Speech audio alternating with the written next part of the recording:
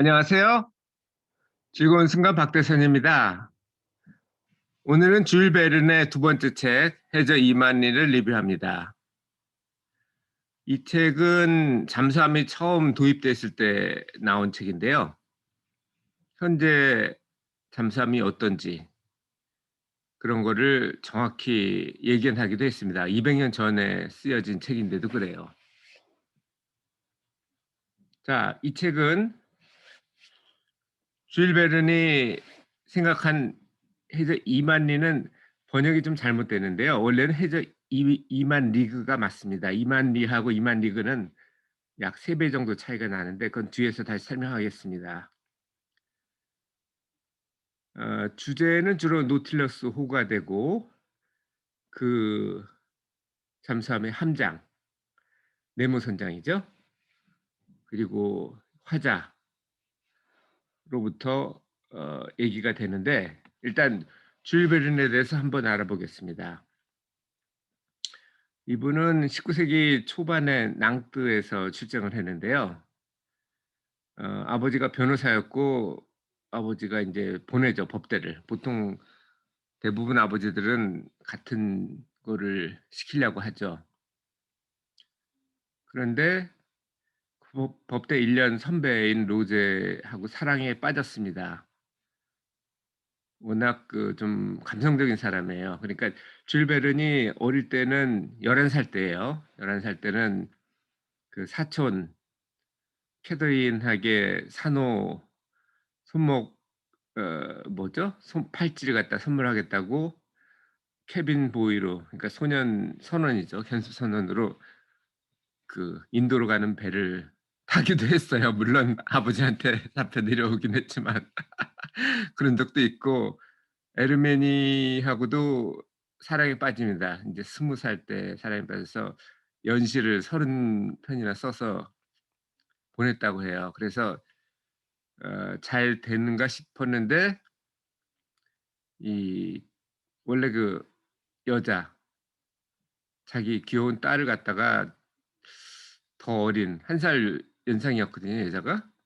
인제 20 밖에 안 된 확실치 않은 남자한테 보내는 것보다는 한 30쯤 되는 뭐 지주는 지금도 그렇지만 예전에도 확실한 부의 원천이었죠. 한테 시집을 보냅니다. 그래서 줄 베른의 소설에는 이런 대목이 많이 나와요. 어떤 여자가 자기 뜻과는 반해서 부모님 때문에 다른 남자한테 시집 가는 게 많이 나오는데 그거를 에르미니 콤플렉스라고 하기도 하더라고요. 어쨌든 서너 편 이상 이런 내용이 나옵니다. 그래서 그는 변호사 자격증은 땄지만 이 두 가지를 인제 돌이 이 환경을 바꾸죠. 하나는 듀마 유명하죠? 알렉산더 듀마의 조언으로 인제 법학이 아니고 문학으로 돌기도 하고 또 하나는 낭떠를 인제 거기에 한 절연을 해 버립니다. 이제 낭떠는 인제 좋아하질 않아요. 하긴 뭐 그럴 수도 있겠죠. 추억이 두 건이나 있었으니까요. 사촌하고도 한 번 있었고 그리고 로즈하고도 한 번 있었고. 어쨌든 그는 문학으로 전환해서 다행히 재정적으로 성공을 합니다. 그리고 그가 베스트맨 들러리죠. 들러리로 가서 만났던 그 신부의 언니 가 앤이 있었는데요. 그때 앤은 물론 줄 베른이 29 살이었으니까 어리죠. 3살 어린 앤이 애가 둘 이나 딸린 미망인이었습니다. 근데 거기서 만나서 그녀와 또 절친한 관계가 됩니다. 결혼은 못 하고 있다가 돈을 벌기 시작하니까 인제 처가 쪽에서도 허락을 해 주죠.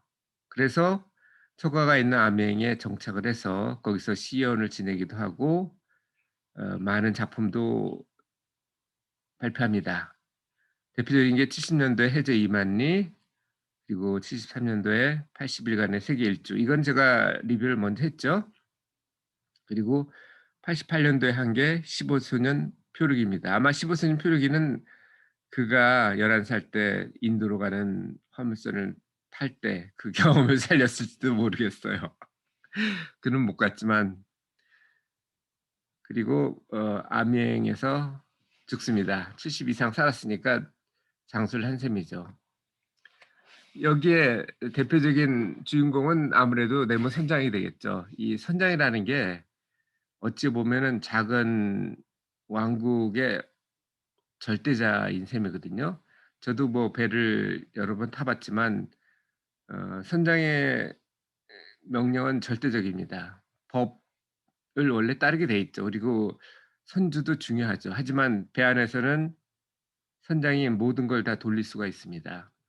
결혼도 시킬 수 있고 재판도 할 수 있고 국가의 권한도 대신해서 하게 되죠. 그러니까 네모 선장은 이 노틸러스호의 왕자고 이 해제 이만에서 아주 중요한 인물이죠. 원래 네모 선장은 그 주일 버린이 생각했을 때는 폴란드 귀족이었대요. 근데 폴란드가 러시아의 그 뭐랄까 우리나라 일본한테 당했듯이 식민지 지배를 받았었거든요. 그래서 봉기를 합니다. 뭐 삼일 운동 같은 거였겠죠. 그런데 러시아군한테 인제 가족이 전부 학살당하고 그게 싫어서 육지를 떠난 거로 원래는 구상을 했대요. 근데 출판사에서는 뭐 그런 문학적인 것도 좋지만 중요한 거는 정치적인 것하고 재무적인 거죠.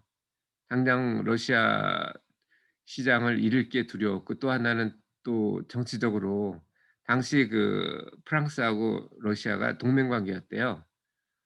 문제가 될지 모르니까 그거를 좀 빼달라 해서 거기서는 뺐습니다. 그래도 나중에 인제 신비의 섬이라는 책에서는 바꿔서 나옵니다. 내무선장이 다시 나오는데 그때는 어 동인도의 왕자였는데 인도군이 그때도 똑같죠. 폴란드처럼 인도도 영국이 지배를 하잖아요. 거기에 인제 처자를 뺏긴 인도 왕자로 또 나온다고 그러는데 어쨌든 그 흐름은 똑같습니다. 줄베르는 제국주의를 반대한 거로 보여요, 이거로 봐서는.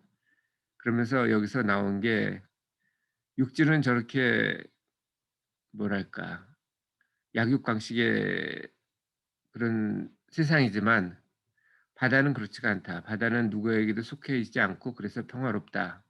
그런 게 두 군데가 더 있죠. 남극이나 북극 그리고 우주가 그렇습니다. 자 그리고 이게 세계 일주니까 어떻게 돌아왔는지 보셔야 되겠죠. 원래 이 화자는 아로낙스 교수인데 그는 해양학자입니다. 이 세계 각지에서 해양 괴물이 돌출한다는 보고가 오면서 미국 해군이 링컨함을 진수는 아니죠. 링컨함을 발진을 시킵니다. 그러면서 여러 전문가를 초청하는데 그중에 하나가 아로낙스 교수였고 그의 조수 그리고 이 정도의 큰 해양 괴물이면 고래가 아니냐 해서 고래 작사 전문가인 캐나다인 레드 뭐 그때는 캐나다인이 아니었겠죠.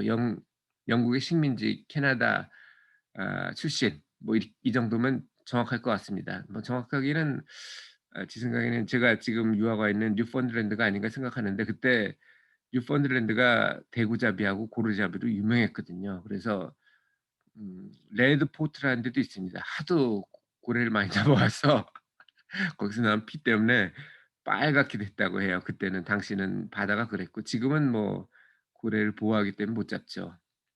어쨌든 그들이 링컨함이 노틸러스호를 쫓아다니다가 일본 근해에서 조난을 당합니다. 그래서 다른 사람은 모르겠고 이 세 사람이 노틸러스호에 구출이 됩니다. 그래서 노틸러스호와 함께 해저 2만 리, 2만 리가 아니고 2만 리그라고 그랬는데 그 이유는 뭐냐면은 지구 둘레가 2만 리 정도가 돼요. 이 2만 리라는 건 우리가 얘기하는 뭐 10 리도 못 가서 발병 났는데 그 리하고는 또 달라요. 이거는 해리죠, 해리.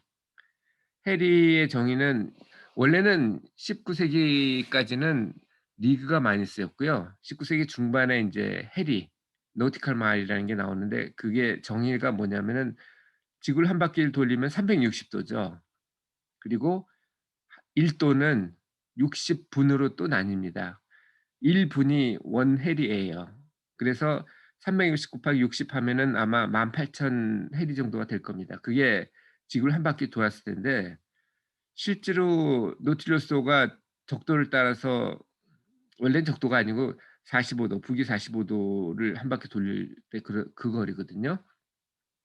북위 45 도를 이렇게 돌지는 않았어요. 위아래로 막 왔다 갔다 하죠.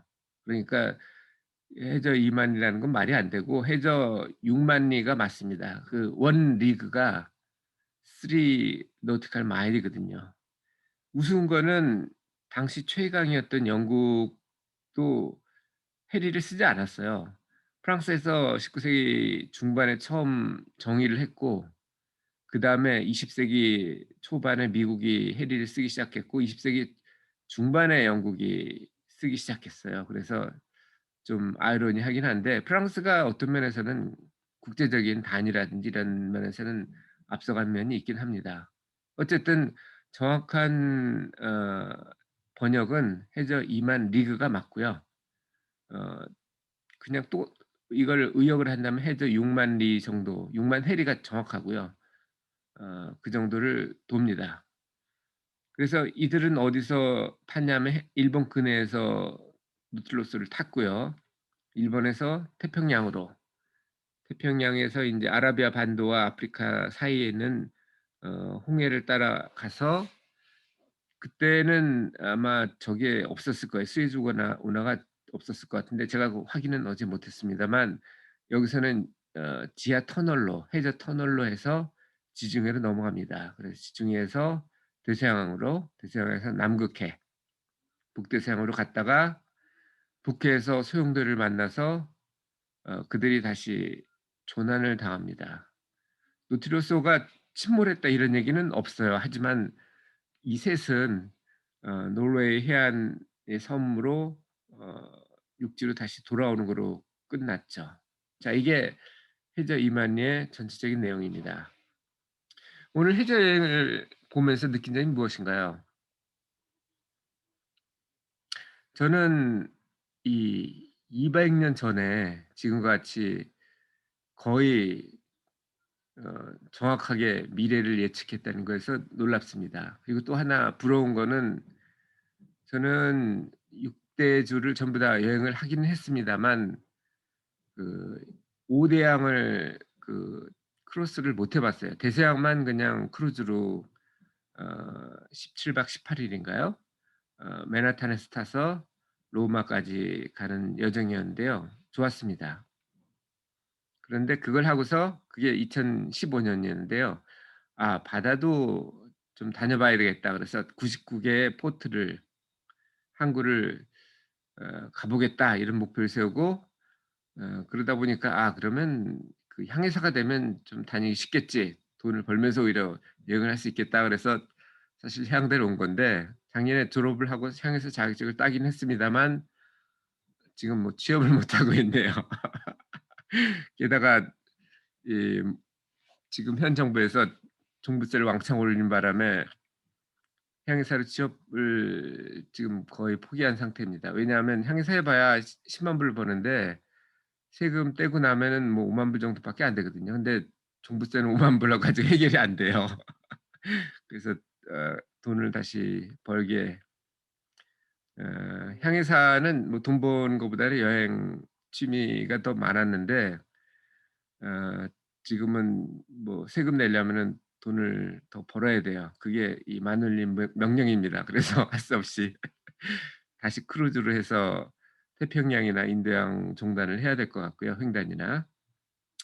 근데 저는 그것도 지상 아닙니까? 지하도 아니고. 근데 '지하로 하면 얼마나 더 멋있을까.' 하는 생각을 해 봅니다. 참고로 제가 우주 여행은 생각을 해 봤는데 너무 비싸서 포기를 했었습니다. 그런데 최근에 디어 문 프로젝트가 있으면서 18 명을 초대를 했더라고요. 일본의 뭐 대단한 부자인 것 같은데 아마 사업을 해서 팔았나 봐요. 요즘 쿠팡처럼 아마존에 팔았는지 어디에 팔았는지 제가 잘 모르겠습니다만 일본의 우리 누구죠? 손정희 회장한테 팔았던 것 같긴 해요. 어쨌든 그 친구가 모르겠어요. 나이가 저보다 좀 많아 보이긴 하는데 어쨌든 친구라고 하겠습니다. 나이를 잘 모르니까. 미야자키 상이 되나? 뭐 디어문 프로젝트를 해서 잘하면 뭐 달도 가 볼지 모르겠습니다. 대략적인 것은 가는데 사흘 오는데 사흘 이렇게 한 일 주일 정도 걸릴 것 같은데 혹시 진전이 있으면 뭐 이 사이트를 통해서 같이 공유를 하면서 뭐 가면 좋고 아니더라도 뭐 저는 나름대로 하고 싶은 거는 어차피 100 년이 지나면 다 죽잖아요. 그래서 죽기 전에 해 하고 싶은 거는 다 해 보겠다라는 게 목표입니다. 여러분도 꿈이 뭔지 한번 생각을 해 보시고 웬만하면 해 보세요. 죽기 전에 후회하지 마시고. 이상 즐거운 순간 박대선이었습니다. 감사합니다.